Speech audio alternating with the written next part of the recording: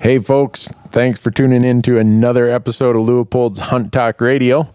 As you probably guessed, this is Randy Newberg here, and I'm sitting with a great guest today. I can't believe we lucked out and we're both in Bozeman, Montana at the same time, but Ty Stubblefield is with me, and those of you who know Ty know that you're going to get a whole lot of elk hunting information today.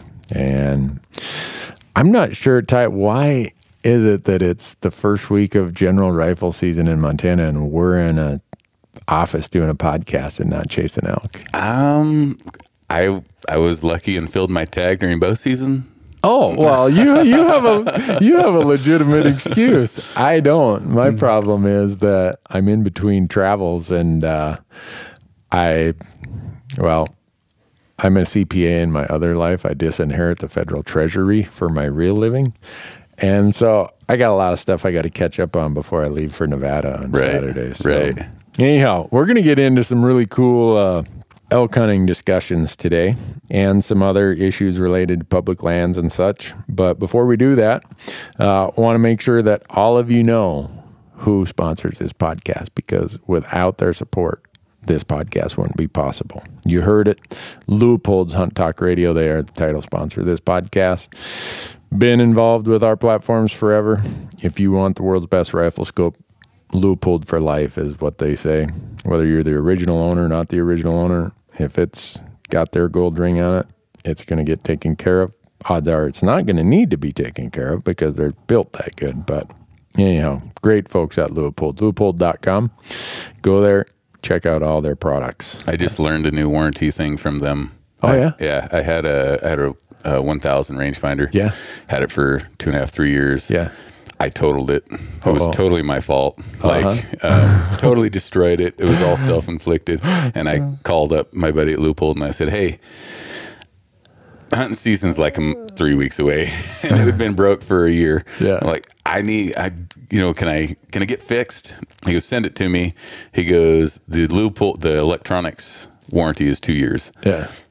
2 years from the time you start having problems. I'm like, what? He's like, yeah, send it to me.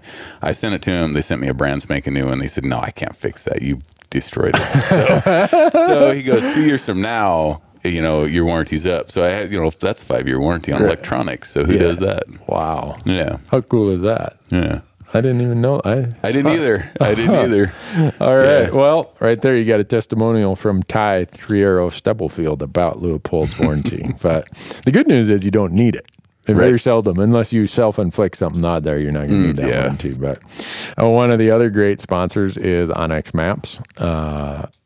All of you know how much I use Onyx Maps, not just when I'm out in the field, but when I'm planning, when I'm researching, when I'm scouting from home.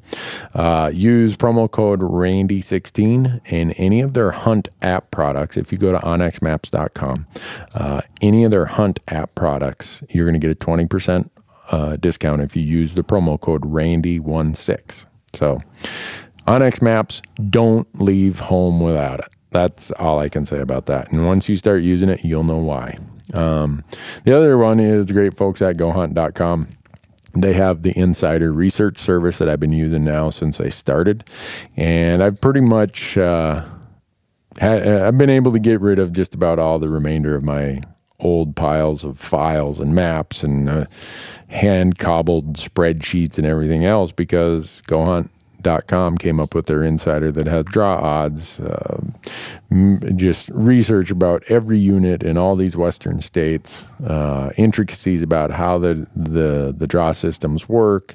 It's my go-to thing. So if you use the promo code RANDY, R-A-N-D-Y, and you sign up for the insider at GoHunt.com, they're going to give you a $50 Sportsman's Warehouse gift card. So go to GoHunt.com/insider and use the promo code Randy and get yourself a $50 gift card from Sportsman's Warehouse. And then I just got off the road 24 days in a row, Ty. Living in tents and sleeping, eating crappy meals, no sleep, and living out of my Orion coolers.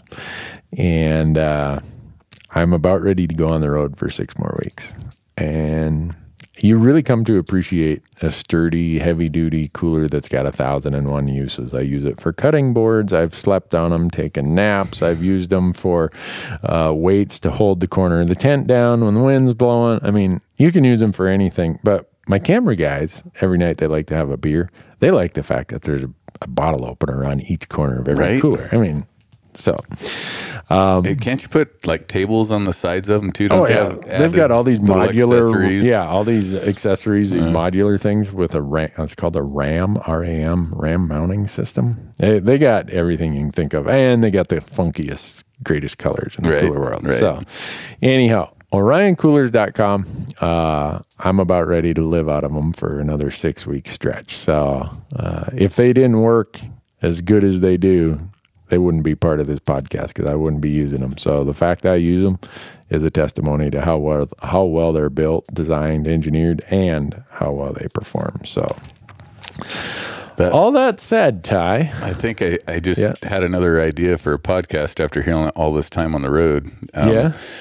How you save your marriage. We could do another podcast on that later. I want to learn that little piece. Oh, you mean the fact that I've been gone for 4 weeks and I'm going for 6 more?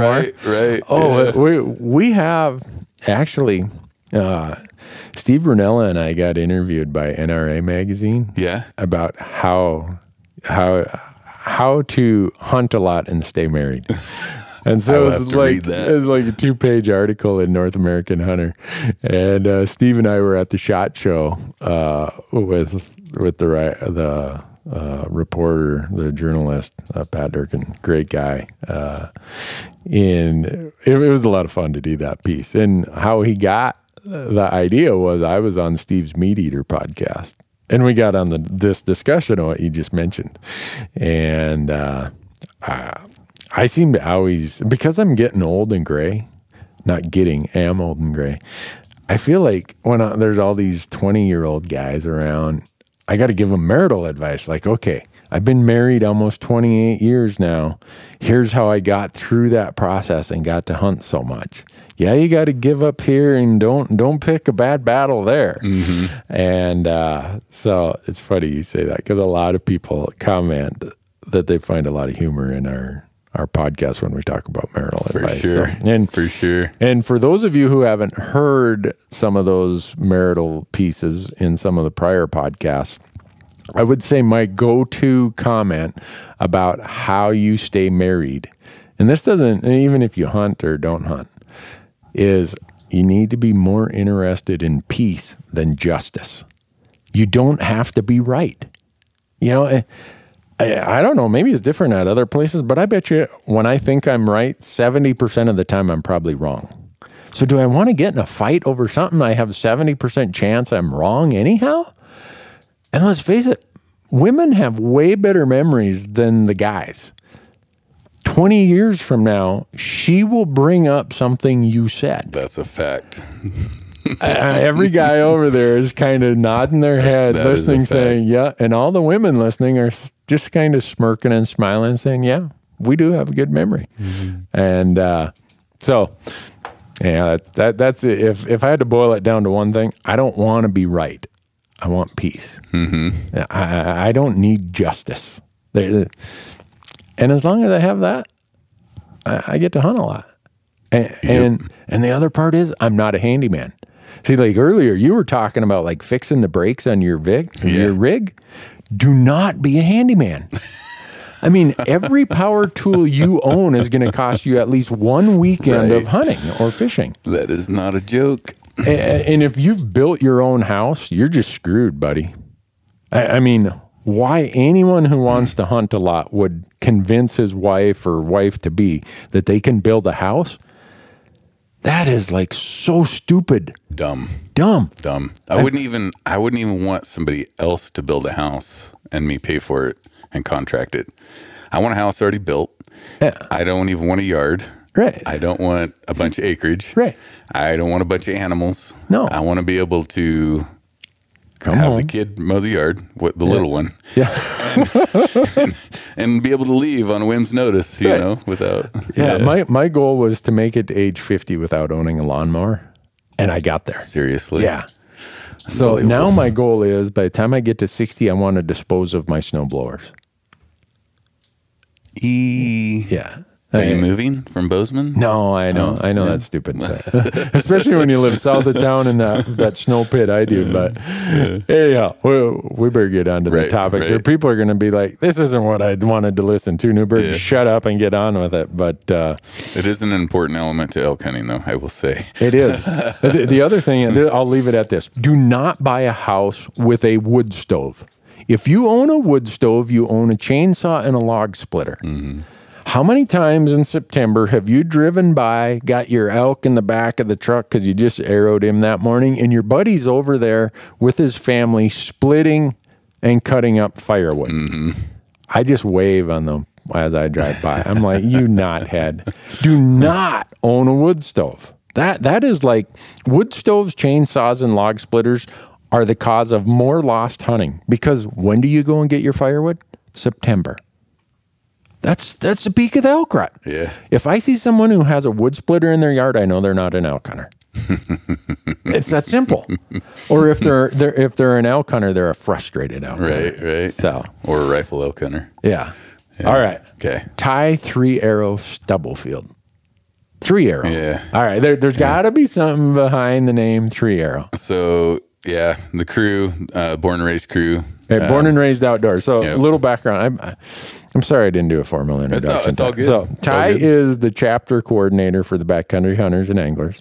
And before that, if you're really into cool elk hunting DVDs that are just fun to watch, hilarious, Ty was one of the main characters in Born and Raised Outdoors. Is that the right term to say? Characters? I mean, I don't know if main character. Okay. I'd have to say that cameo. Whatever term. I was the goofball. The stuff that things always happen to, self-inflicted or not. Well, the other guy said inadvertently turned into I became a character. Yeah. And part of my personality, but I just like to have fun, above all. But yeah, so we just in 07 we, long story short, in 07 we bought camera, and there was 4 of us, and we're like, we want to make hunting videos, like. we wanted to, how many people have said that? Right. Yeah. And but part of our thing was like, we don't want to make anything that's out there now. Like we feel like elk hunting, like public land, do it yourself, over the counter type elk hunting was not being represented well. Right. And it wasn't. It still isn't. Yeah. And so we're like, we got this, we can do this. Yeah. And got the camera 3 weeks before season. Barely knew how to turn it on. Like none of us were videographers, photographers, choreographers. Like we didn't know anything about it. And, we're a bunch of rednecks. And anyway, long story short, that first year we started filming, we killed 4 bulls, got all 4 Roosevelts, got all 4 Roosevelts on film. Holy And we're like, we got this. We're in, right? This is easy. Yeah. So we made our first DVD called Tagged Out.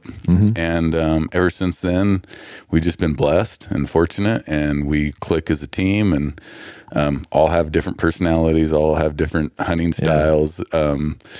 But like we just click and kind of work as a unit. And we've killed a ton of elk since then. Right. And not because we're good. I don't think it's because we're good. I think it's because we just are dumber and work way harder than you really have to or need to, and just so yeah, it's a little bit of my background. Yeah, the work hard part. That is I think very often, and we talked about that on our prior podcast, it's a mindset. Public land elk hunting is a mindset. You have to think this is going to be so hard and so miserable, I never want to do it again. And when it's easier than that, you're like, oh, yeah, well, hey, that ain't that bad. Yeah. But if you go at it with the mindset that, this is going to be pretty easy, 98% of the time you're going to be frustrated because it's going to be way harder than what you set your expectation. At least that's how it's been for me. Yeah. No, you have to be the most optimistic and bullheaded, steadfast, never to say die attitude, to be a successful elk hunter, because this year was a prime example for me. Like it was one of the most challenging, most difficult elk seasons I've ever had, and it reverted me back to like, do I even know what I'm doing? Like, I can't even get an opportunity, let alone get an elk. Yeah. So, but we just kept pushing, and finally, it happened, came together. But yeah, I think that's the secret is. Just never say die. Just keep going. Don't give up. Right. Don't let frustration eat you. Right. Because you will sit in camp or you'll go home. You'll find an excuse. For sure. Yeah. But so the name 3 Arrow, in our first DVD, it was the second DVD. I shoot a bull, and I'm a pretty quick reloader, and I shoot this bull like 25 yards.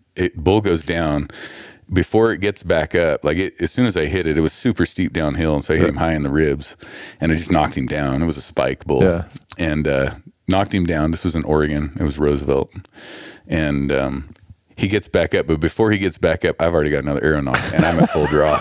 And as he's taking a few steps, I shoot him again, and he's like, oh, and he takes a couple more steps. I've already reloaded. I'm shooting him again. I shoot him 3 times.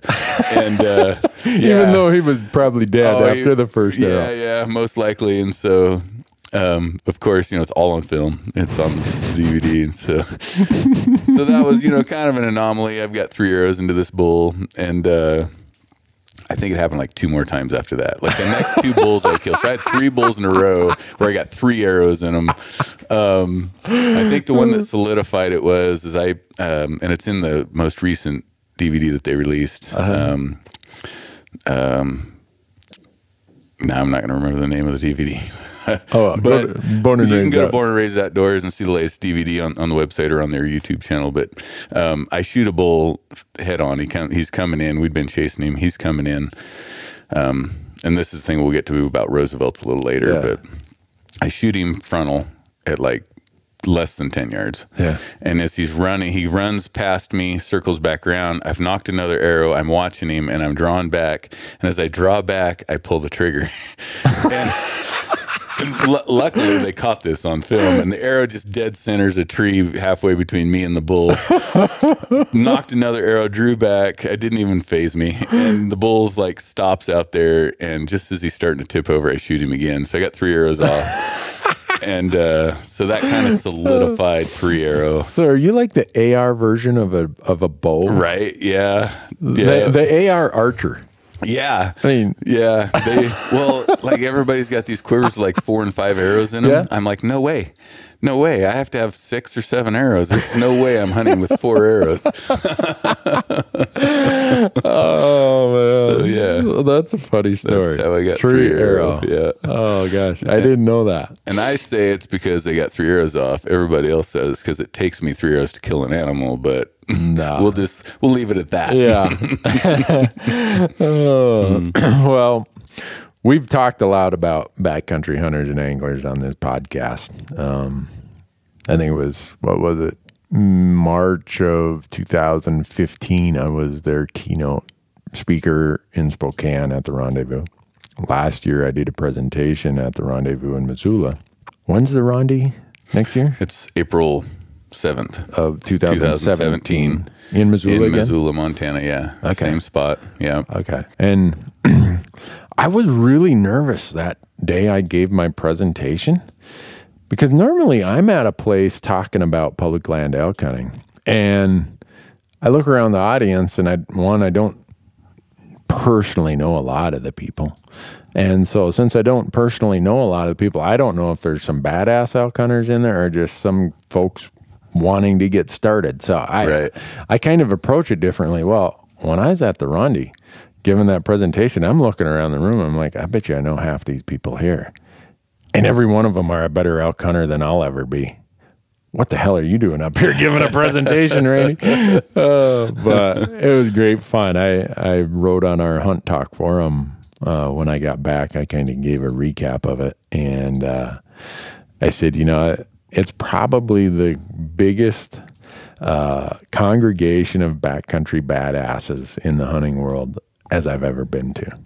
I don't know if that's an overstatement, but I think it's true. I don't think it's an overstatement. There's definitely a lot of legit, very highly qualified backcountry hunters of all shapes and sizes. Yeah. I mean, there were men, women, there were big guys, small people, there were old people, young people, but every one of them are serious about backcountry hunting. And experience from, like you were saying, there's guys there that are wanting to learn this stuff like they're new, and they're we call it the foodie movement. There's guys on the forefront of the foodie movement that are wanting to be a part of harvesting their own game and their own meat, and then there's the guys that have been doing it for literally 60 years. You know?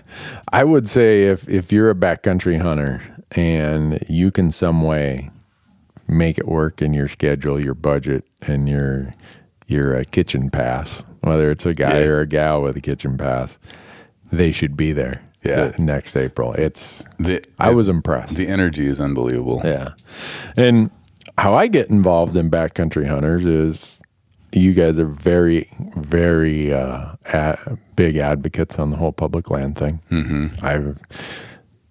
I've taken my share of heat about being pretty outspoken on public land issues. I think when I was given my keynote in Spokane a year and a half ago, I got a little wound up there. I looked over at Lan Tawney, the executive director. I'm looking at Ryan Bussey, one of the board members, JR, Joel, Ben, and they're either getting bigger, like, holy crap, is Newberg going to choke somebody here? But it's just, I'm that passionate about it. How can you not be passionate about it? Yeah. You know, if you do anything outside of sit on the couch and drink beer and watch football, you know, if you do anything, if you fish, if you camp, if you hike, if you hunt, I mean, it doesn't even have to be backcountry stuff. Right. You should be passionate about public lands. Yeah. And land says it best. We live like kings because we have this vast real estate to recreate on and utilize for resources, for firewood cutting. We were just talking about firewood cutting, hunting, fishing, whatever, provide for your family, just the vent to be able to do that. You should be passionate about public lands and what happens to them and who's managing them. Yeah. And how they're managed and who's trying to change that, who's trying to take them from us. I mean, so, we did this whole 16 episode series on YouTube. If you go to our YouTube channel, Randy Newberg Hunter, there's 16 episodes called Public Land Issues. And I started calling it Stealing Your Public Lands. And some people whined and sniveled that, they're not trying to steal it. Okay. If they're not trying to steal it, tell me what the hell they're trying to do then. Because, and those of you who've listened to our podcast know, you've heard me talk about this, but there's a movement out there, and Ty and I are going to talk about it again, even though it's a little redundant based on how some of the old podcasts have touched on it, is they call it state transfer. And I call it stealing your public lands. And backcountry hunters and anglers, Rocky Mountain Elk Foundation, TRCP, those have been the three big opponents trying to raise awareness and say, hey, folks, this is what this really represents. This is not about transferring to the states. This is using the states as the conduit by which to get rid of the public land. Right. I mean, we're in an election season right now. And I cannot believe how many of these politicians think that's a good idea. And unfortunately, they have the easy path. They've got the 10-second elevator speech about, the damn feds. Well, you're Congress. You are the damn feds. Fix it. Right. Do your job. Whereas we got the really hard job to explain why this is a bad idea. Yeah. And that's not just a quick soundbite, unfortunately. And no, it's not. And it's difficult to get across. It's a difficult point to point out because, and I feel it, because a lot of the process is hard to understand. It's hard to interject yourself in. Yep. It's frustrating. Unless you belong to an organization and you're actively volunteering, you're actively helping, it's hard to interject yourself in that process. But I think what people miss is there is a process for that federally managed land. Right. There is not a process for state managed lands. No, it's whatever that land board decides. Exactly. And so to be able to interject yourself in that process and be a part of the decision making for those federal lands is a big deal. Right. All it takes is you getting off that couch, stop watching that football game, stop drinking that beer, right. and interject yourself in the process. Write an email, make a phone call, write a letter, attend a meeting, provide comment, whatever. And just so people, and I think because we're so engaged in it, and thankfully listeners remind me, Randy, you make some big assumptions about where people are at in their understanding of these topics. You just hit these high points. So I'll try to fill in a little bit here of background, because I think you've got some good examples that are going to show people. I mean, these are like recent examples. Oh, so, yeah, days old. Yeah. So what the idea is, and people think that the Forest Service and the BLM, Bureau of Land Management, which are federal agencies, they think that the state land boards are the equivalent of that. But state land boards are not the equivalent of the Forest Service and the BLM. If you go to the Arizona State Land Board website, the New Mexico State Land Board website, used to be on the Colorado State Land Board website, but once we put our video up there with that screenshot, they changed it and took this out. But what it said is, notice, state trust lands are not public lands. That's pretty much what all three of those states say. Yep. And if you push some of these people, like the Utah State Land Board, that's when they were advertising their auctions that you're going to talk about, right? Their state land board got on Facebook and said, what are you people so worked up about? These aren't public lands. These are state trust. We hold these in trust for a certain group of people, right? The schools. Yeah. I'm like, thank you for admitting how you guys look at this. Right. So the point is that if this idea of transferring the BLM lands and the Forest Service lands happened and these state land boards took over these lands, it's a train wreck, because they sell them, they close them off. A lot of places you can't camp on them. A lot of places you can't. Colorado, you can't hunt them unless you get permission from the leasee, or if Colorado Parks and Wildlife has leased the hunting off it, which is a small fraction of those lands. Right. So that's kind of in a nutshell what their strategy is. Let's get these lands out of the federal government, give them to the states, because the states are really good at selling them, and then our buddies can come in and buy them. Yeah. Utah. You and I were just talking about what happened in Utah this month. Yeah, so in this month, in just a few days ago, Utah State Land Board auctioned off more than 4,000 acres. And so Ty's going to, when we confront these legislators and say, why are you selling these lands? What do they always say? Oh, that's just garbage land. There's no hunting, fishing, public access. Just don't worry about that. We're just getting rid of the junk. Yeah. These 4,000, over 4,000 acres were marketed by the state as having premium big game hunting opportunities within limited entry hunting units for both buck, deer, and bull elk. Yeah. And Ty's reading that from his phone, which is from the state. This is kind of verbatim from the State Land Board. Yeah. They had this sales announcement flyer. Right. And they're selling it based on its hunting, big game hunting attributes. But yet they tell us, oh, we don't sell the good hunting ground. We only sell the garbage. Yep. Right. Yeah, exactly. And there was a couple points I want to make on that, is that Utah is the driving force right now. Oh, yeah. Their legislature approved $14 million to sue the federal government so that to transfer federal lands back over to state. Right. This state that just auctioned off, more than 4,000 acres. Right. And they do that all the time. That land was publicly accessible. Like you could go on there and hunt. Right. And if you look at a map, I went and looked at the map before that auction went. Guess what? There's all kinds of BLM land that these lands control access to. So it's not just those 4,000 acres. It's the fact that those 4,000 acres control access to a bunch of other public land. Yeah. And so the reason we're talking about these is in this election year, all these politicians want to try bullshit us that this isn't anything to worry about. Right. Okay. Nothing to worry about. What's going on in Wisconsin? Everyone thinks this is just a Western issue. Yeah. Wisconsin legislature told their state land, what's their DNR is, who holds those lands back Yeah. I think by the end of 16 or sometime, anyhow, the legislation said they had to sell at least 15,000 acres. Yeah, the legislative mandate was for the sale of 10,000 acres. Okay, I thought it was 15. By, I'm not sure what the date is. It's in a year. Yeah, and that 10,000 acres, they just they have 1,300 acres of public inside of that 10,000 acres. Like some of it wasn't accessible, right? You know, some of there's issues, but in that 10,000, 1,300 of those are accessible to hunting and fishing and recreate on, right? And like Wisconsin is not a state full of huge public tracts of federal public lands, right? So these are even more critical. Right. You know, way higher use per acre. Right. For hunters and fishermen.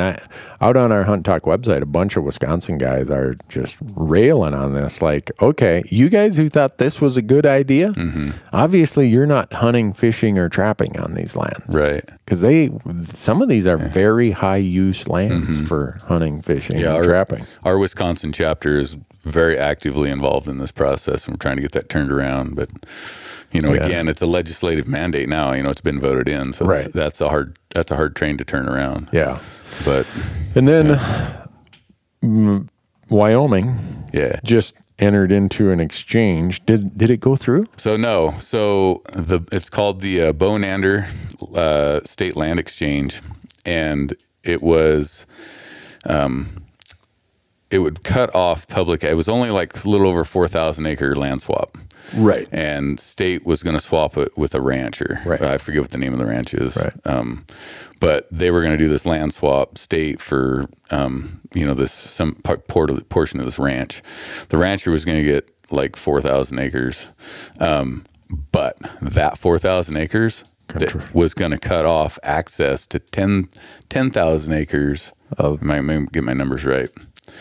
Yeah, 10,000 acres of federal lands. Right. So BLM and Forest Service. Yeah, correct. So we were going to lose, not only were we going to lose, like the swap was just a bad deal to begin with, because the land that the state was going to get was basically timbered land, and there was 2 roads right through the middle of it. Right. This piece of property that the state owns now is kind of a backcountry piece, and it's like there's no roads. You have to hike in there. Right. And premium hunting. We've got members have showed me bull elk, you know, that they've shot on there. Some nice ones. And they're pissed about it. Like they're genuinely pissed about this thing.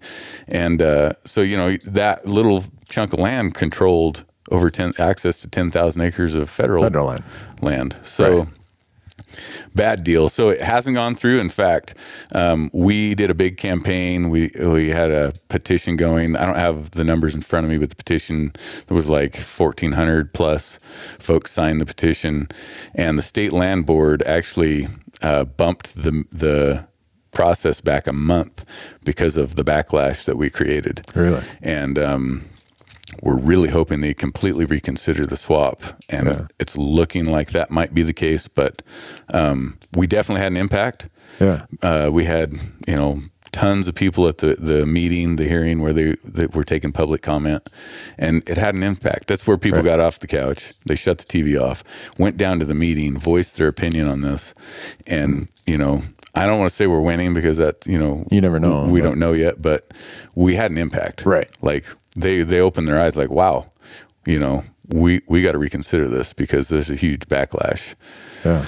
And so that's, I think we still got a few weeks before that transpires. But so these examples, and the reason I wanted to talk about these is this is just one small, this is like in the course of a couple weeks. This is going on all the time. And I just want people to understand what's at risk. And who is out there carrying our cause, I guess. You guys at Backcountry and some other groups are really doing a lot of heavy lifting. Well, it's our volunteers. I mean, you know, our volunteers, and they're smart. I mean, they're good people. They and a lot of them understand the process already. But even if you don't, like we can show you, Right. we can help you, we can guide you. Yeah. You know, we have staff on hand that are very well versed in the process and how it works and how we can make a difference. We have to be a bigger army. Yeah. You know, we have to grow more. And this is a serious group of motivated badass hunters. And if you want to scare a politician, show up with about 5 motivated badass hunters who are well informed, who aren't going to be bullshitted. Mm-hmm. All of a sudden, that politician is looking for the door. They don't like it. Nope. They don't. They want the path of least resistance. Oh, yeah. And we can't give it to them. No. We got to make that path they're considering right now a landmine. Mm-hmm.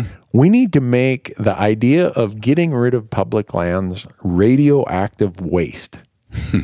That they're like, whose dumb idea? Who told me to support that stupid idea? Right. That's what we got to do. And we're doing a good job. I mean, I think about how much impact we've had out west here in the last 3 years. When I say we, I'm talking about this whole cadre of engaged activist hunters. You look at how much momentum and how much money those groups put towards trying to get this done at the state level, and how we thoroughly just thump the hell out of them in every state by state by state. Yeah. It's quite remarkable. And I know if people don't live in the West, or even if they aren't engaged in the policy side of things, they maybe aren't aware. But there's not many politicians in the West now who aren't on the lookout for those hunters who are coming after them when they say, let's get rid of the public land. Mm-hmm. Oh, if they say that, they know it's coming. Right. Yeah. And that's how we want it to be. And that's how we need it to be. And if we got our foot on their throat on that topic, the proverbial foot on the throat, I'm not letting up. I'm going to ask some more people. I need more weight on this throat right here. I want to choke it till this thing can never breathe again. I love your analogies. No, that's where I'm at. You know, when you have to, because once those state lands are gone, they're gone. They're gone. You're never There's going to no getting them back. Right. How are we going to convince Congress or state legislatures, oh, let's go buy those lands back? Idaho, there was, a big timber company. I forget the name of the timber company. It was the Boise Cascade. Yeah. So that was state lands before Boise Cascades ended up with them. And then, do you know who just bought them? Yeah, the Wilkes brothers. Wilkes brothers, which they own. They own a lot of land in Montana. So that Boise Cascade was hundreds of thousand acres. It was great habitat because they logged it. It was, there's a lot of deer and elk on those. It was open to public access to hunt. For hunt, snowmobile, hiking, all biking. kinds of recreating. Yeah. Wilkes brothers bought it and it's closed. Right. And they are the driving force behind this. Conspiracy theorists or not, whatever you want to call it, they're the driving force behind obtaining all this land. And they have the money to do it. Yeah. And whether it's them or whoever it is, I don't know, other than I know when I go to D.C., there's a lot of money behind that effort. I don't know where it's coming from. Yeah. But when I go to D.C., and those people tell me, Randy, do you know who's on the other side of this, or how much money, how much pressure's coming on the other side of this? I'm like, no, I don't know, and I don't give a damn. You can go to where the money is, but my job is to make sure you get unelected if you go that route. And we may not be good at coming here and pulling your purse strings, but we're good at getting you unelected. And that's my job in life. Right. I mean, to me, you can tell, Ty, I'm getting all wound up here. This public, easy to do. Yeah, this public land thing is a cold, dead hands issue. You are going to get these public lands with the same amount of fight and difficulty as if you came to get my guns. It's just, that's how it is. I don't care what I accomplish in my life, professionally or otherwise. If I go to my grave and these public lands are gone, I've screwed it up. I've not done what I can do. We all have. Yeah. Yeah. And we all have. It's been such a gift for us. There's no way I'm letting it happen. I mean, my wife sees me get wound up about this stuff. She's like, man, just calm down. I'm like, no, I can't. You know, recently there's been this banter back and forth where Joe Biden said he wants to take Donald Trump behind the gymnasium and they'll work it out. Yeah, anyhow. Yeah, that's what the, you know, 270-year-old guys they're talking about. Oh, work him over. That's awesome. I mean, I grew up in a logging family, so that's kind of how we sorted things out. For sure. Yeah. There are times when it's all I can do to not let the words roll off my tongue that says, come on, bring it on. I mean, I'm not that way anymore. My wife has trained me that, you know, that's not how you sort things out in the real world, Randy. It's the way I'm. But I get that my go-to method. Yeah. I get that wound up that I'm like, but anyhow, the other part, and because it's an election year, I really wish that Facebook had a ban on political posts. Oh, but there wouldn't be anything on Facebook if they banned political posts. Yeah. But my point is this, and I don't care which side you're on, who you're voting for, who you're promoting, but I look at a lot of people on Facebook that I know or in other places where I actually know them, and they are so wound up about who's going to win an election, whether it's the presidential election or a Senate or whatever. And to the point where it's almost irrational emotion right now. And I think, you know what? If we could just get those people, and I know they hunt, they fish, they're public land advocates. If you would invest 10% of that amount of energy between now and the next election, right? Imagine how much we'd get done. Right. It's almost like people think, oh, well, the election's over. I'm there. That's my advocacy. Yeah. I don't have to do anything for the next 3 years, you know, however long it is until the next election gets fired up. No, that's when advocacy starts. That's when change gets made. Because come January, there's going to be a new Congress. All the state legislatures are going to reconvene their new legislatures. And that's when our issues get under attack. Or even if it's not under attack, that's our opportunity to go and make a change to improve what we have. And so I guess I'm growing frustrated by seeing how many people who a year ago, 2 years ago, when I sent them an email or talked to them, said, hey, there's this public hearing, you know, can you email a comment? Can you attend? Whatever. Well, I'm too busy. Or the one that always gets me is, oh, they don't listen to us anyhow. That's like the biggest bailout. But now, if I look at how many hours they spend hammering other people on Facebook about politics, I'm like, if you would just use that bit of energy, a little bit of that energy, for our cause of hunting, fishing, and public lands, there wouldn't be a politician in the world that would have the courage to say anything negative about hunting, fishing, and public lands. Yeah, I won't talk about how I really feel about Facebook, but I think a huge part of that is like people feel like that's their event. That's where they're really getting some things done. But my view of it is that I totally agree with what you're saying. The energy that they're spending there is not only wasted, but if they would use that energy, but I think some of it is they feel lost. They don't know, you know, what they can do, and I'm gonna beat this to death. Right. But you have to be a part of an organization. You have to be a part of an organized group, an organized front that is fighting the fight, and that's how you can turn that energy into something positive. Yep. Because if you by yourself, even if it wasn't on Facebook, if you by yourself sent a letter to whoever, your legislator or whatever, you know, a lot of people don't even know how to do that. Like a lot of people don't even know how to take that step. Right. It's one little voice, but when there's 100,000 of you and you're speaking the same language and you're together sending that letter to the legislature, not only are you sending that, but you're going to get direction on how to send it, who to send it to, what to say. You know, you're going to get that help. And that's where I think people are missing out. You know, they don't know what to say or what to send or who to send it to because they're by themselves, you know, in this just black hole, and, you know, they're not getting involved. And so, I mean, you know, obviously I work for backcountry hunters and anglers. I want you to join my organization. Right. But if you don't, join an organization, you know, whoever it is. Right. Whether it's backcountry or some other, just be on a team. But yeah, stop the Facebook stuff and, like you said, put it to good use. Right. You know, so. Yeah. Well, and I understand the frustration people have because I get frustrated, but it's just part of being in a democratic world that we have public comment, we have this and that. And so when people say, oh, they don't listen to us anyhow. And I put a post on this out on our Hunt Talk forum the other day because I'd been observing this and it just, I don't know, I finally had enough and said, I need to hammer on the keyboard here and just say this. But I get the frustration. I get the feeling of hopelessness. I get all that.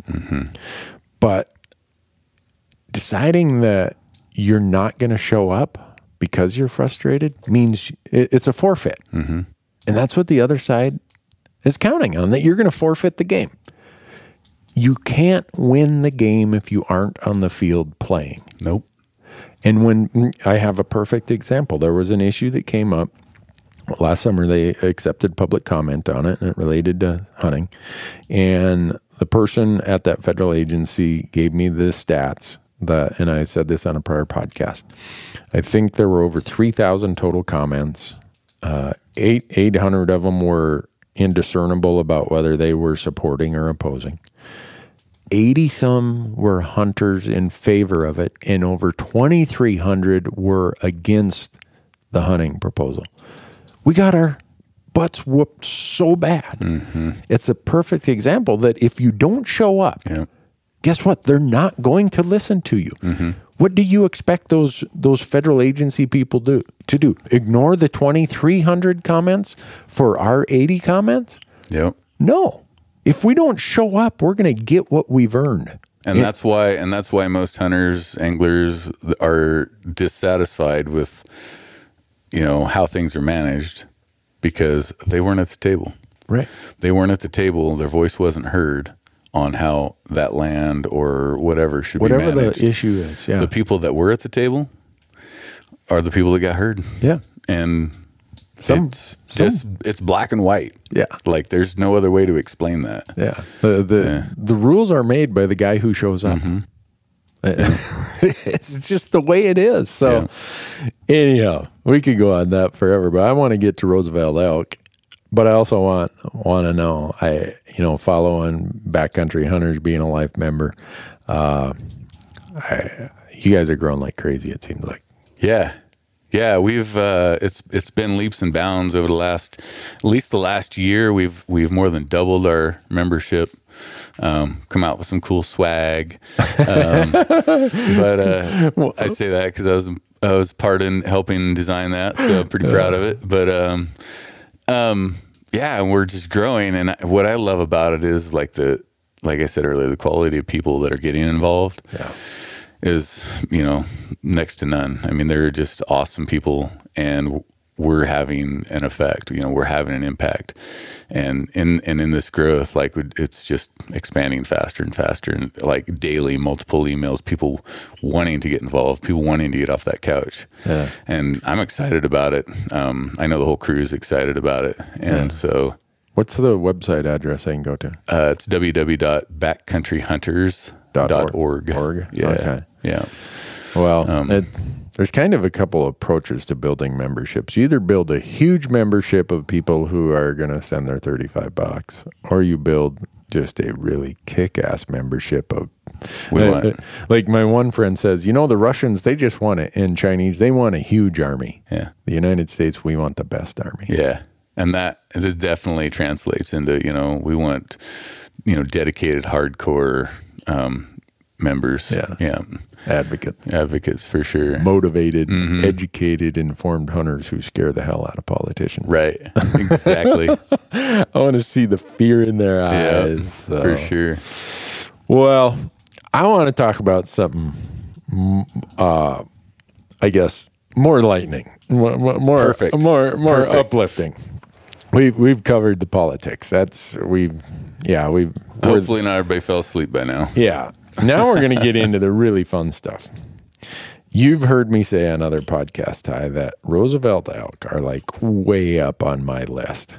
I'm trying to think of what's higher. It's a toss-up between three things: mountain caribou, Roosevelt elk, or Columbia blacktail in November. You've shot more Roosevelt elk than I've ever seen, because I've never seen one. Oh. Wow. Yeah. Why is it that Roosevelt elk are...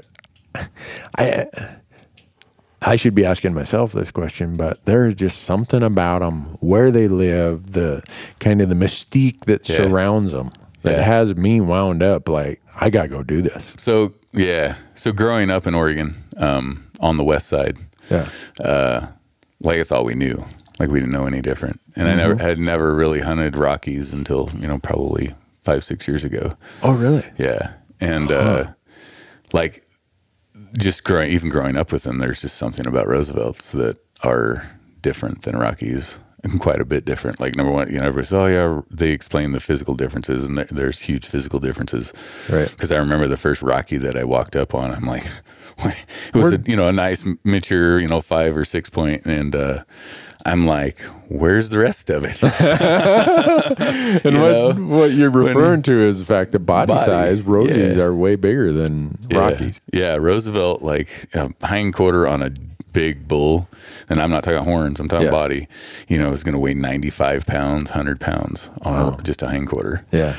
Where, your average... your big Rocky is going to be 75, 80-ish. 85, yeah. Depends on where you're at, but they're just such a bigger animal, and their horns are like these stovepipes. Big mature bulls just got stovepipes coming off his head, and they're like big battle clubs. Yeah, and they got this really cool orangish, reddish, brownish, red cedar look to them. Is that the norm? It depends on where they're at and what they're they get the color from rubbing. Yeah, rubbing their horns, and so it depends on if they're rubbing on reprod's young reproduction Doug firs. It depends on if they're rubbing on that or if they're rubbing on alders. Like if they're in a good alder patch and they'll rub on alders, you'll get that red. Okay. That red color. If they're rubbing on reprod and stuff, it's black. Okay. It's just that black pitch. Yeah. Love the smell. Smell that right now. If you could see the look on Ty's face right now, it's like, I want to go do it. I do. It's just, But I think the most discernible difference between the Rockies and the Roosevelts for me, and is in the style of hunting that we do, is we're super aggressive. And we wear that. I mean, we'll wear reeds out blowing that bugle. It's not unheard of to blow 500 bugles in a day. Really? And is it because they're that receptive to bugling, or just you got to do that to finally get one to reply? It's just trying to find one. Like the where they live. What you were talking about, where they live is typically steep. Thick, ugly, like super thick, and it's just got finger after finger, and so like when you say finger, you mean like finger ridges, like so you got a main ridge, and then you got your little finger ridges that come off of that.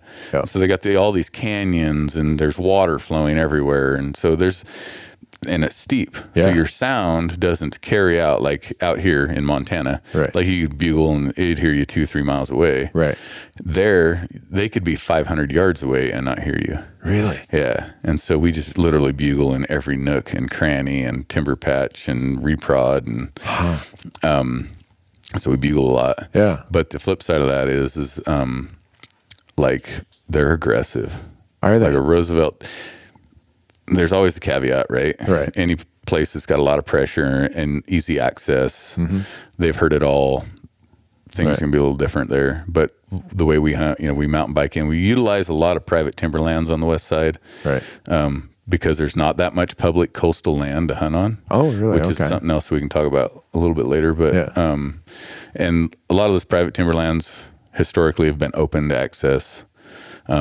A lot of them have recently gone to the fee access, right? So we have to buy a permit. But so these elk, if you can mountain bike in 4 or 5 miles, they're pretty unmolested. Yeah, pretty unmolested. Pretty good to play the game. Yeah, and a Roosevelt elk, unlike Rockies, like if you bump a Roosevelt, like say you're trying to call and get in close and everything, they bump.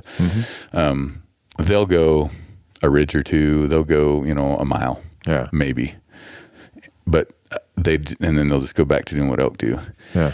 I've found in some states that we've hunted that you bump an elk and it goes 10 miles. Right. It goes in the next county. Yeah. So you can just keep on those rosies. You just keep pushing them and keep pushing them. Huh. And at some point, I guarantee you that Roosevelt's going to get pissed enough that he's done running and he's going to come stand and fight. Yeah. Huh.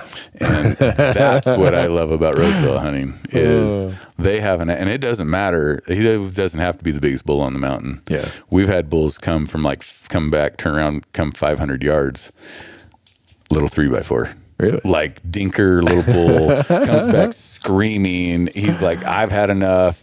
I'm going to fight. I don't care how big I am, And we have it on video and he got shot. So, but that's what I love about Roosevelt hunting is they're just so much more aggressive and is the rut about the same period or is it a little earlier, a little later? I mean, it varies, but I want to say it's probably a little bit like within a week, I would say. Yeah.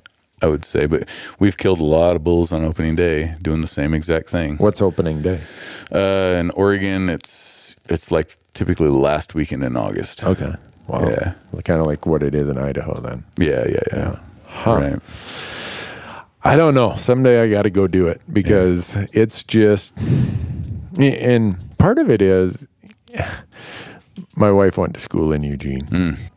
And so I've driven over there and I go over to Beaverton at headquarters for Leupold once in a while. And I just look at the country. It's like it's got a whole story to tell that I've never listened to. And for me, where I hunt is a big part of the experience now. I love hunting the high desert. I love hunting, whatever it might be. It's like a whole different environment. And I look at that coastal rainforest stuff.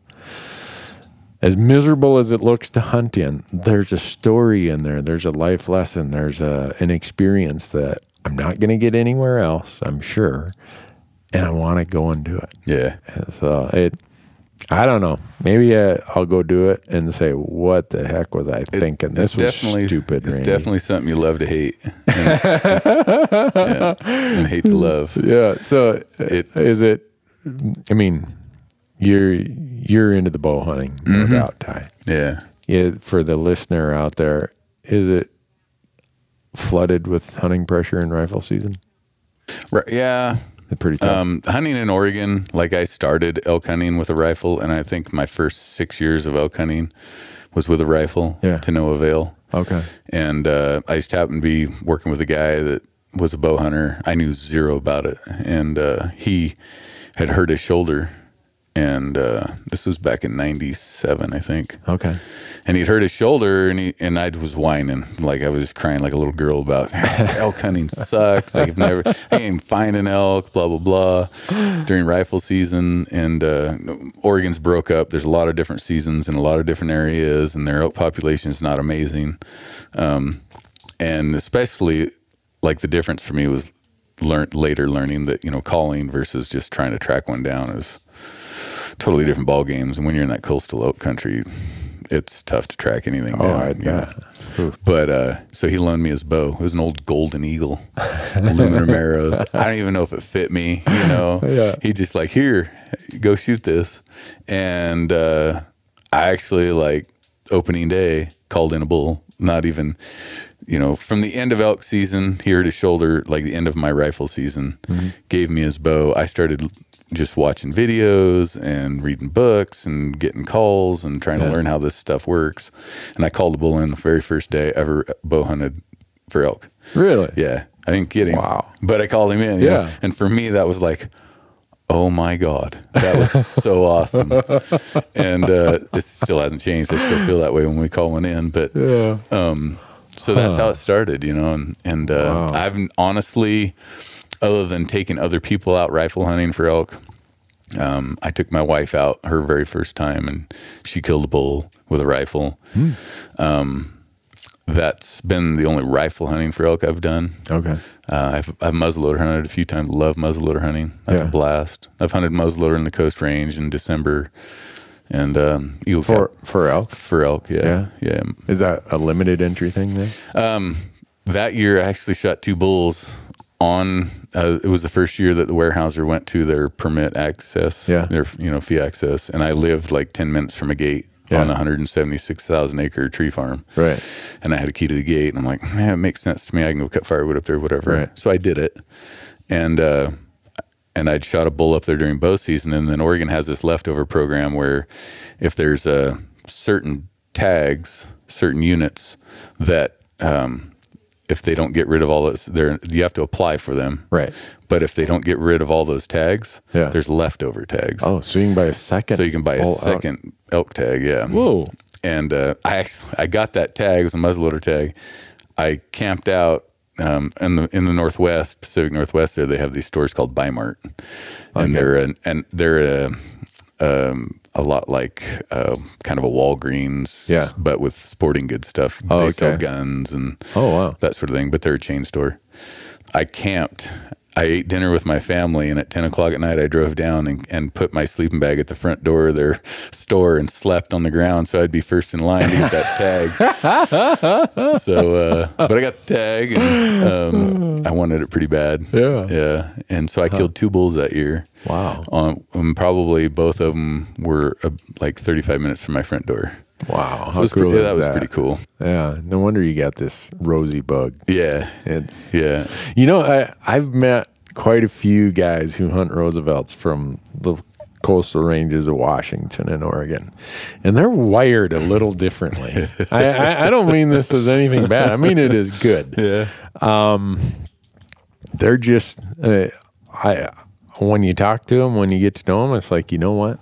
If there's an elk on the hill, this guy is not giving up until he finds it. Mm-hmm. That's and it must be something about just when you grow up there, you know you're not going to see many elk. You know you're going to have to bust your hump. And it just kind of becomes that mindset that's ingrained. This is what it's going to take, so let's get it on. Yeah. I don't know. Am I wrong in that? No, I think that's the only thing that's really made us successful as elk hunters is the hard work, working hard, being dumber than everybody else and working harder and doing the dumber things. Like dumb things, like getting up at, like not even going to bed, like getting off work Friday, driving up to the gate and pushing, getting there at midnight and pushing your bike so that you could be where you wanted to be at daylight. Yeah. Like no sleep, zero sleep. I've seen you guys do that on the born and raised thing. Yeah. It cracks me up. You guys get like 3 bike tires go flat. That was anyone who hasn't done it, go get the Born and Raised Outdoors DVDs. I enjoy watching them. I mean, I produce TV, I produce YouTube stuff, but I enjoy watching your stuff because it's almost like it has no confines of, TV. We got production guidelines that you got to stick within these guidelines, and it just looks like pure fun. Is that what it is? Mostly. Yeah. Mostly. Yeah. No, I think the guys involved. What we do, we just try. I mean, nothing's faked. Nothing like that was some of our caveat was no staged. Right. I mean, we're not. You have to do some stuff to get shots to like show what happened, show what you're doing. Like you have to go up the road, set the camera up, go back, and then ride the bike or push the bike screen, back. Right. Yeah. I mean, you get those shots, but as far as like when it's going down, there's no you will never see the camera in front of the shooter when he draws back. Yep. Unless was actually in front of the shooter there's been times where there's been 6 guys in one calling setup. Wow. And we've had 2 shooters, 2 cameramen, 2 callers, and there's been those times. And so you get that different camera angle at that point, but we refuse to stage anything. Yeah.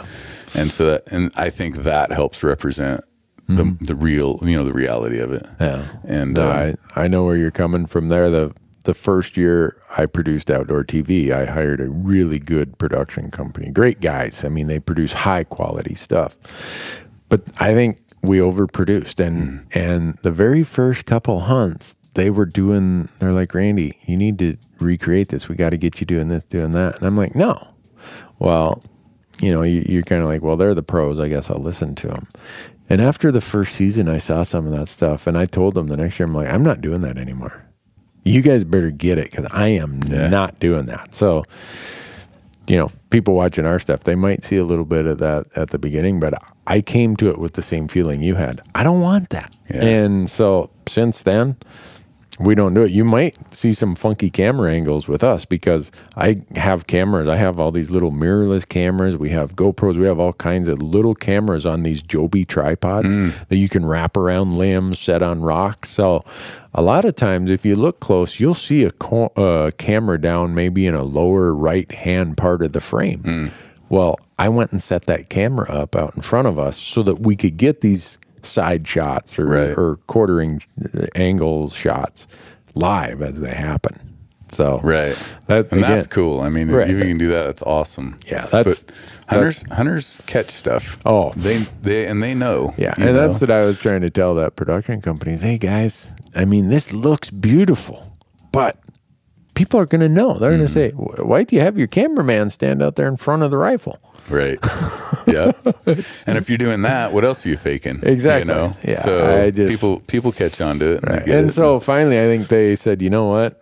This guy's going to quit if we keep asking him to do this stuff. But, for me, that was a good learning process. Yeah. It not just about how to produce TV, but I think the learning process that was valuable for me was stick to what you want to do, Randy. This has to be your story told how you want it told.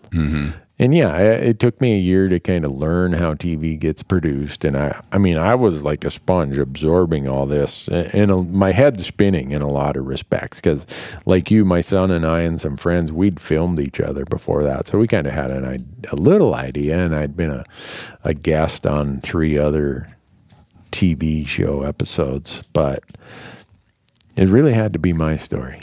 Yeah. And I think if I wouldn't have put the brakes on and said, look, this is what we're doing. This is my vision, the way I see hunting unfolding. It's got to be authentic. It's got to be real.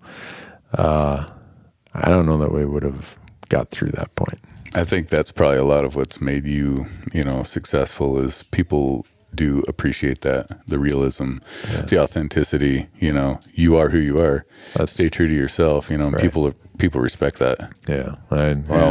My wife would say he's so dumb he has no choice but to be who he is, because he couldn't impersonate anyone if he wanted to. But so, what's the deal with the bicycle hunting? Okay, I mean, you're talking about these gates on these timberland roads. Have you done it anywhere other than Oregon? We've done it in let's say 2 other states. Yeah. So the thing there is like the private timberlands. They've got during archery season in Oregon starts, like I said, in August, runs through September. September's hot in Oregon. It's fire season, so a lot of the timberlands, it's completely closed down, like zero access, or they'll allow on foot or bike access. And so we've, over the years, the first year we did tagged out.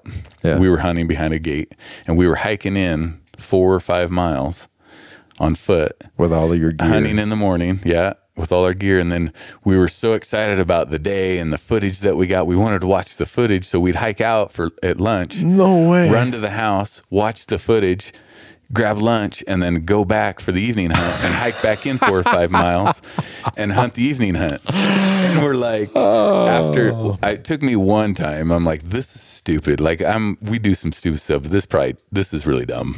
Yeah. And so I think the next year, and I'd tried it like in 98, 99, I tried mountain bike hunting and stuff by myself. Yeah. I didn't have a trailer or anything. I was just doing the mountain bike thing.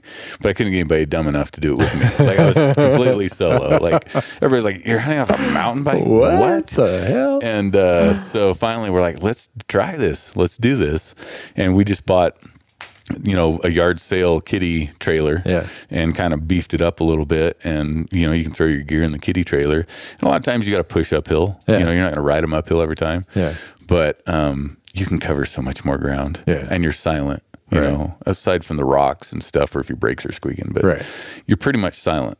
And you know, motor vehicles, ATVs, you know, all that stuff, they impact elk. I mean, yeah, they elk hear them and move accordingly. Yeah. And so we were stealthily moving through these logging roads on our mountain bikes, and it just expanded our range. And then when we finally did kill something, like, it was so much easier to get that animal out on a bike trailer. Really? Yeah. Oh, I bet. Yeah. So much easier. It's not on your hips and your back and your legs, and plus all your production gear, all your camp gear. Yeah.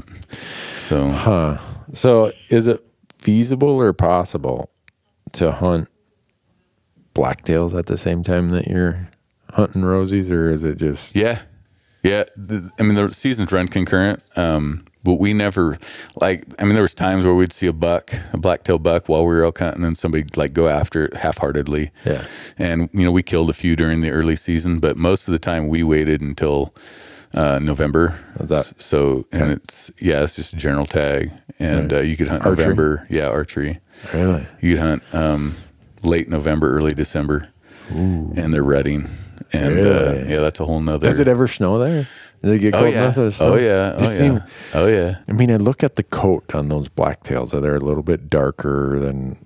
Yeah. I mean, you know, you got the gray of mule deer, the kind of red of whitetails, but there's just something about the gray markings and the face, the black skull cap, and throat patch. Yeah, blacktails are beautiful. I saw Brian from the Gritty Bowman. Yeah, he did a video in the film tour last year, about his archery blacktail hunt, and I watched that. I'm like, ooh, that looks fun too.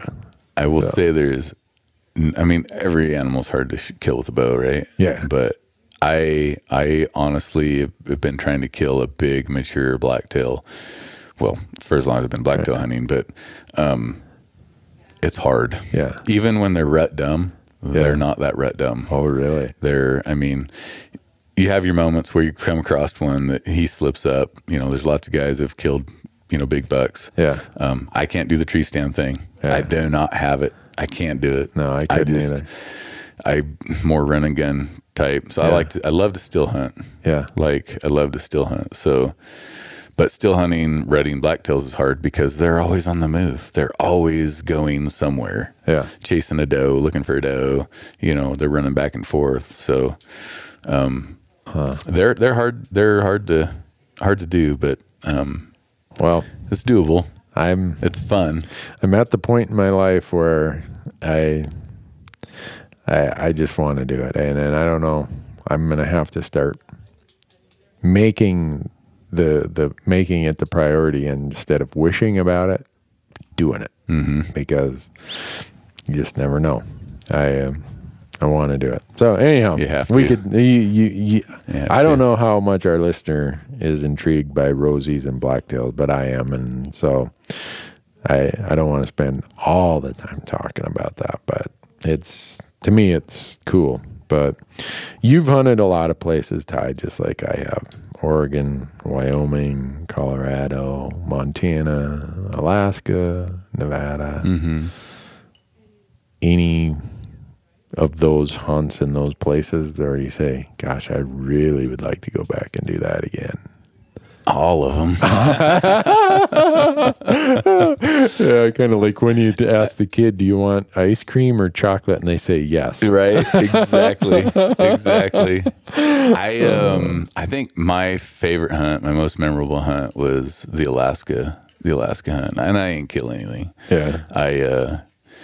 But it was such an awesome adventure, and it was so remote, and just and it was with my little brother, and we'd hunted together, you know, early on, but he moved up there when he was like, so you were able then to use the next of kin rule for any of the big bears or sheep or goat. Right. Okay. That was my epiphany when you're saying, oh, I just got to go do it. That was my epiphany when I realized I could go do that with him. Right. I'm like, I don't care if I have to mortgage the house. I am going up there, and we're going to do this because I'm getting older. And he might move. And he actually, at the time, his wife was talking, because she's from Oregon. He's from Oregon. She was talking about wanting to move back. Oh. And I'm like, wait. Yeah. So I'm like, we're doing it next year. So we went up there, and It was a float trip. We got dropped off at the glacier, the headwaters of the river, and the river was 130 miles long. You floated all 130 We floated, miles. yeah. We got dropped off out of an airplane with a raft. And I'll never forget it. We get dropped off, throw our stuff out, it takes off, and I'm just like looking around at these gigantic mountains. And I mean, it's all just straight up from where you're at, you know. Never seen anything like it. And I'm just like, this is so awesome. And we get our gear and pack stuff, do some monkeying around. And my brother never floated this river. Ooh. And I'd never floated this river. And he's like, oh yeah, everybody, I have some buddies at work said it's fine, it's no big deal. Well, it'd been like really hot for 2 weeks. It'd been like 70 a lot of for 2 weeks. And we were monkeying around. Like the first thing that happened was I found a jet boat. Somebody had jet boated up there. Wow. But the thing about the jet boat is they tarped it with a brown tarp, and then there was a bear fence around it. Oh, okay. And I looked at my brother, and I'm like, I thought you said there weren't that many grizzly bears up this high. They said there wasn't. And I'm like, we're in a rubber raft. And these guys are in an aluminum jet boat, and they bear fenced their boat. Too late now. So, yeah. So, anyway, and then like we put in the water, and like the first 15 minutes in, and I'd rode lots of drift boats, Northwest, steelhead fishing, rode drift boats in big, decent water. My first time in a framed raft, and we probably had like 900 pounds in it, between him and I and our gear and stuff. So it doesn't really handle like a drift boat. Yeah. It handles more like a barge. And we get in there, and it's a glacial river. It's up. Yeah. It's been hot for a while. That thing's melting. It's rushing. Right. And we're going along. I'm trying to get the feel of this raft. And we come around the corner, and I just hear this just roaring. Oh, and I'm like, where the heck is that plane? And I'm looking around, I'm looking in the air, and I'm like, that's a big plane. What, because we're in the middle of nowhere. Like this isn't a travel route for big charter planes, and I'm like, where the heck? And I'm looking, and I don't see a plane. And I finally look past my brother down the river, and there was a gigantic rock. It was called, I won't say what it was called because I'll tell where I was at, but it was on the map. That's how big this rock was. And then the side of the mountain came down on the other side, and like 300 yard wide river went to about 100 yards wide. And so there's no way, it's not like you can put the emergency brake on. Right. We got to stop and look at the situation. Yeah. And we're rolling into this thing, and I don't know how tall they were. They could have been 15 feet tall. Yeah. But it was like, strap it down, put on your life vest. I'm freaking out. Like, I'm sweating now. And I remember rolling into that first roller, and I couldn't see the top. Oh, my goodness. And I'm like, we're going to die. 15 minutes into this trip, we're going to die. And we went over the top of the first one, and then it just dropped into the second one, and the same exact thing. Did that like 4 times, just dropped. They were probably like 6-8 feet, right? But they seemed like 20 feet tall. And we made it through that, and there was like 3 hours of daylight left. And I as soon as you got around the rock, there was this big, huge sandy flat, and I rode the boat over there real quick, threw out the anchors, like, what are we doing? I'm like, I'm getting a whiskey. And I told her, like, if the river is like this the whole way, I'm going to kill you. Yeah. Wow. But it was just an awesome adventure. Yeah. I missed a grizzly bear at 32 yards with my bow. I got it on footage. Yeah. It was just a great adventure though, and it was a lot of fun. Yeah. It's amazing how some of the most remarkable experiences are the ones that don't necessarily have a punch tag. Yeah. People ask me all the time, what's your most remarkable hunt? And depending on how I feel that day, it might be something different than the last time I was asked the question. But most often they don't involve a punch tag. I don't know why that is. I don't know if it's because of the so close, but yet didn't get it done. That's what keeps driving us forward. I mean, there's got to be something in it that applies that way. But well, I just feel so lucky to live in a place where we can do all this public land stuff, rattling off all the states you've hunted. I think of all the states I've hunted. Yeah. All the public lands I've been able to stomp around in And I just, now at my age, I tried to articulate this on a prior podcast. I don't think I did a very good job, but I view hunting as kind of like traveling down a road, but you don't have a reverse gear. And you don't know how long that road is. You don't know how many mile markers are there. But it doesn't matter because you can't put it in reverse anyhow. Once you pass that mile marker, and each hunt is a mile marker, you don't get it back. And I don't know what's over the next rise, around the next corner of this road that I'll call a hunting path. But now I'm at the point where I'm going to milk it. I am going to do everything I can to just sit there and absorb all that it represents. Because once that mile marker is no longer in the front windshield, but in the rear view mirror, you better have made the most of it. Because you don't get to roll back the hand of the time. You don't get to put it in reverse and go back and say, well, I really wish I would have hunted harder on that hunt. I wish I would have appreciated that more. So that's kind of how I look at it now. And it's given me an opportunity to really absorb and just be thankful for the whole public land experience in the United States. It's what I live for. And, you know, the fact that I'm getting stiffer every morning when I wake up and something new has an ache or a pain. I think, and my wife has asked me this, well, what are you going to do when you can't go and hike into those spots anymore? First of all, I'm almost in denial that day will come. That it'll ever happen. Yeah. And I don't really have a good answer for her. It's a different answer every time we kind of talk about the topic, but I don't know. I guess I'll worry about that when I have to cross that bridge. Yeah. But I'm one of these guys who lives with worries about regret. I worry that I'm going to regret something. And my wife tells me I've got a lot of complexes in life. And I think that's one of them is I don't want to have any regrets. Because I've done things before that's like, oh man, I regret I didn't do this, or I didn't do it differently, or I didn't try harder, or I gave up. And the beauty of public land hunting, especially for elk, because and I'm not saying that other species aren't a challenge, but for me, it's helped me develop this mindset that it doesn't really matter how hard it's going to be. I'm here for the experience. And okay, like we were in New Mexico last week. Tim shot a bull Monday. We didn't get it out until Tuesday evening. You know, it's just, well, what else was I going to do for that day and a half? Sit around and glass for elk? You know, we could have easily talked ourselves out of why. There's a million reasons why not to go down in that canyon and do that. And I think doing what I do and having all these close calls or getting close but not succeeding, the frustrations that come with that, it's really helped me be comfortable with the mindset that, you know what, this is what it's going to take. And it's going to be fun, so enjoy it. It's going to be work, but get after it. Yeah. So I think some of the things I keep telling myself is it's not going to be comfortable. Yeah. It's not going to be if you're comfortable, you're not doing it right. I need a t-shirt that says that.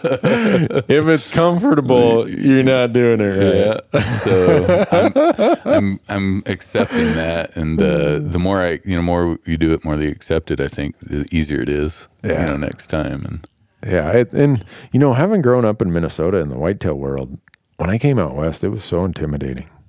Yeah. The densities of animals are pretty low, and I mean, compared to what you'll find in a woodlot in the Midwest.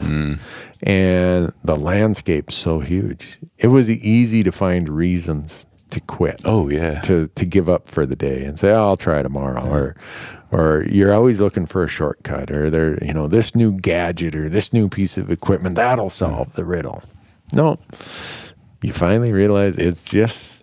That's exactly right. You're always looking for the solution to the problem. You're always trying to figure out, well, why aren't I seeing elk, or why aren't they coming in, or why aren't I seeing deer? And it has nothing to do with their habits, has nothing to do with the technology that you're carrying, your binocular. It has to do with how much effort you put in before the sun came up. Right. You know, just had this conversation with a friend who went hunting this last weekend here in Montana. It was warm, hot. And he's like, they were hunting in kind of a high pressure area. And he's like, we got up 3 hours before daylight. We hiked to the top of the mountain and we sat down and waited for the sun to come up. And we saw bulls, we saw bucks, we saw all kinds of critters.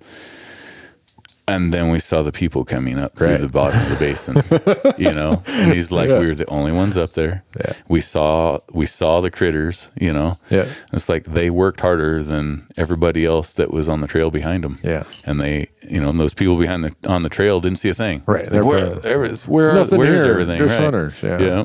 Yeah. Well, and so someone asked me, is it true that, I mean, you can use whatever number you want. 90% of the elk are killed by 10% of the hunters, or 80% of the elk are killed by 20% of the hunters. And I tell them, I don't know if that's true or not. But I know in just about everything in life, there's 10% of the people who work way harder than the other 90%. And I don't care if it's business, if it's sports, if it's hunting, if it's whatever. There's always going to be that group that is just not deterred, not phased. And I think it's true that whatever, and I don't know if it's 90-10, 80-20, but to me that all just gets to mindset. And it's taken me a long time of hunting to get to that mindset. And I'm thankful that the elk handed my teeth to me for the first 6 years that I elk hunted. And people listen to the podcast know that it was my 6th season before I killed the bull. The only thing that kept me elk hunting was I'm too stupid, too stubborn, too Scandinavian to give up. Yeah. And my wife I'd come home and she'd be like, how long are you going to keep doing this before you give up or kill something? I'm like, well, I'm doing one or the other. I ain't giving up. So until I kill something. Yeah. Yeah, for sure. I sing that song a lot. If you're going to be dumb, you better be tough. Yeah. For sure. Well, Ty, you got any parting comments we want to leave the audience with? I think when I get over to Missoula, am I invited to the rendezvous this year? I'm pretty sure you're invited to the rendezvous. Really? Yeah, okay. Yeah. I don't want to wear out my welcome. No, you're always invited. We actually are just now starting to work on the logistics, and I think things are going to change up a little bit this year. I don't want to let the cat out of the bag too much, but we're talking about doing some new stuff, which I totally think you'd be excited about and probably be involved in. So I'll watch my emails. Definitely. So April 7th, you can go to backcountryhunters.org and check that out. We also on our Facebook page, same thing, Backcountry Hunters. How many states you guys have chapters in now? Oh God, I should know this. 20. I want to say we're in 26 or 27 states now. Wow. And we have 20 chapters. 20 chapters working on 22. Cool. So we're covering it and growing and expanding. So it's good stuff too. Yeah. So, but I enjoy this. If I can, you can do give whatever you want. Selfless plug. I actually am starting a podcast too with my son-in-law. I'm glad you brought it up. I wanted to bring it in. It's called Shooting the Bull Podcast. Haven't we been shooting the bull here? We've been shooting the bull, exactly. And I was just like, what am I good at life? I like to talk. So why don't I try that? You're good at killing Roosevelt Elk. I know that. We're lucky at it for sure. That's not true. I don't believe in luck. So whatever it is, we've managed to kill a few of those. Yeah. But yeah, Shooting the Bull podcast. We've only got our first episode out, and it's actually with the Born and Raised crew. Our first episode was with, and it's just like a unfiltered storytelling. Yeah. And we talk about some of the hunts that are on, and then some things that happen behind the scenes that people will laugh their butt off about. But yeah, I just kind of an unfiltered and just. It's about shooting the bull, but it's about so much more too. So, cool. Yeah. So, where are they going to be able to find it? You can find it on iTunes, or Podbean. Mm-hmm. We also have a Facebook page, Shooting the Bull, podcast, and then we have, and it's under Shoot _N SHOOT''N. Yeah, Shooting the Bull podcast. Okay. Yeah, so you can look that up. And if Cool. nothing else, it's worth a laugh. I'll be downloading it. Awesome. And I'm going to keep you honest, though. I if you kill a bull with one arrow instead of three, I'm going to say I call BS on that one, Ty. It's funny, the behind the scenes stuff. We did a podcast. Oh, it was one of our first podcasts with my son and two of our production crew, because my son talked me into this whole TV gig, and then it was my production crew for the first 4 years, and that one's got tons and tons of downloads. It's crazy. Yeah. And so when we head on the road Saturday, we're going to be doing, we're scheduled 2 more podcasts, and we're going to include the production crew in it. Right. So when you said behind the scenes, I'm like, this is when I really can't get by with anything. Oh no, those guys they're gonna lay it out there and say, "Here's how stupid Newberg is."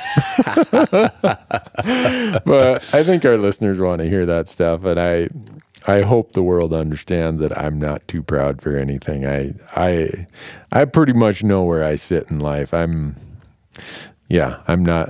below average in everything I do. I just work hard. Right. For sure. I'm on that crew. Yeah. Where are you heading? Going to Nevada for mule deer. Right on. And from there, I'm going to Colorado for elk. I burned my 19 Colorado elk points. Holy smokes. Yeah. So there's a little bit of hesitation. I've been looking at the long-term forecast. It's supposed to be super warm. I'm really? Like, everything, and the reason I did the third season is I wanted snow, because the elk behaviors there change with snow. Filming, it's way easier to get footage of elk with a snow background than if they're buried in oak brush and stuff. And I'm like, oh no, don't tell me I burned 19 points and it's going to be like bikini weather or something here. But oh well, nothing you can do about it. That behind the scenes. No, they don't want me in a no. But it's that's just the reality of hunting. You can't do anything about the weather. You got the tag. So you have to go. Mentally, I'm like, Randy, this is going to be one of the toughest elk hunts you've ever been on, let alone an elk hunt where you burn 19 points. Right. But oh well, that's what it'll I'm doing. Be good. Yeah. It'll and be then good. We come home for a few days, and then we're going to hunt here in Montana. Okay. So I got a friend coming out from Minnesota, long time best buddy Dick Ferguson's coming out. He's never shot a mule deer before. He's shot a lot of nice whitetails in Minnesota, and he's a taxidermist. And he said, "You think you can find me a 20-inch mule deer?" I'm like, "Well, I don't know. I'll try." Yeah. He said, "Well, if you do, you better be holding my bullets because I'm shooting." So we'll see how that goes. But yeah, we've had a good season so far. I hope it keeps up. That's awesome. But well, Ty, thanks for all the great work you guys are doing at Backcountry, and thanks for joining up with me today. And thanks for having me on, Randy. I appreciate it. I hope that when I get over to the Rondi in Missoula in April, that you and a few of the other Backcountry guys can put the mics on, and we'll have another good conversation. For sure. Yeah, I think it'll be a good one. Yeah. Absolutely. And thank you for your efforts and helping spread the word, helping educate people, because it's the only way we're going to win this is, educate people and fight the good fight. Yeah. Awesome. Well, thanks, Randy. Yeah. Thanks for listening, folks. Have a great day.